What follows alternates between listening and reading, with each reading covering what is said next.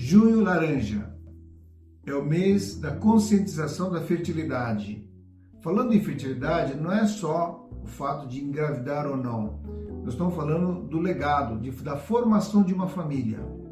Dentro dessa linha, a gente sabe que biologicamente nós temos duas funções. A primeira, que seja uma bactéria, um ser humano, um animal, nós temos que primeiro alimentar, senão a gente não sobrevive.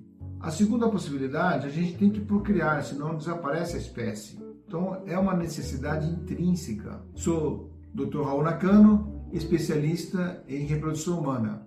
É sobre esse assunto que nós vamos discorrer hoje. Sobre a fertilidade, hoje em dia as pessoas estão adiando o casamento, adiando de ter o filho e muitas vezes esquecem que o fato da pessoa ser fitness, ser muito saudável e tem uma aparência jovial, mesmo com seus 35, 40 anos de idade, o ovário não necessariamente acompanha essa jovialidade. Depois dos 35 anos de idade, a fertilidade, principalmente da mulher, tem um decréscimo acentuado, não só na qualidade, como também na quantidade de óvulos.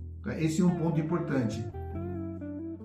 Antes dos 30 anos de idade, a gente pode ter alguns dados para poder ou detectar uma possível alteração ou saber se esse casal ou esse jovem tem alguma alteração, alguma dificuldade, algum problema que possa trazer alteração na fertilidade.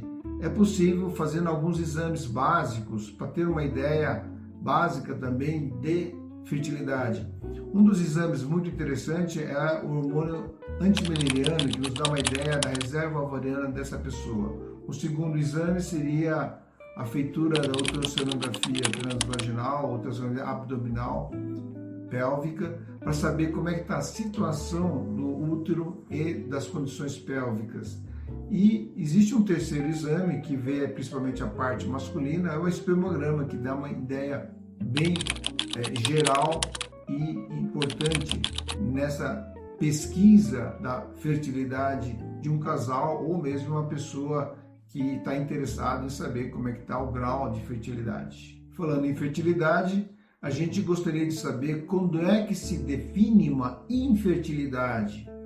Nesse sentido, a gente sabe que o fato de uma pessoa ter um ciclo irregular ou ter cólica menstruais ou outras alterações não define a infertilidade. A definição da infertilidade tem uma conotação temporal. Se um casal durante o período de um ano não evita tendo relações sexuais habituais e não consegue uma gravidez nesse período, é um casal que é infértil, necessita de procurar um profissional para resolver esse problema. Agora, a gente sabe que a definição é temporal, mas o fato de você ter um problema não quer dizer que o outro problema, por exemplo, uma alteração na ovulação, não exclui a possibilidade de ter uma alteração no sêmen. Então, normalmente é interessante fazer uma avaliação completa. Isso é uma maneira de a gente fazer a investigação e as pessoas podem utilizar desse expediente para poder ter pelo menos uma ideia básica da sua fertilidade. Nessa linha de raciocínio, a gente recentemente teve um casal que tinha menos de 30 anos de idade, são casais jovens que já fazia 4 anos que não conseguiam uma gravidez e, para surpresa, foi feita a investigação, como a gente comentou, havia uma baixa reserva ovariana, mesmo sabendo que esse casal tinha uma idade mais jovem.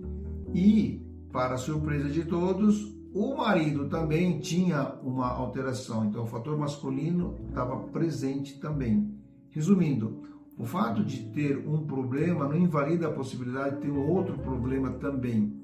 Estudos mostram que cerca de 30% a 35% dos casais têm mais de um problema. Às vezes tem um problema no ovário ou no sêmen, ou o sêmen e na trompa, ou às vezes trompa e no útero.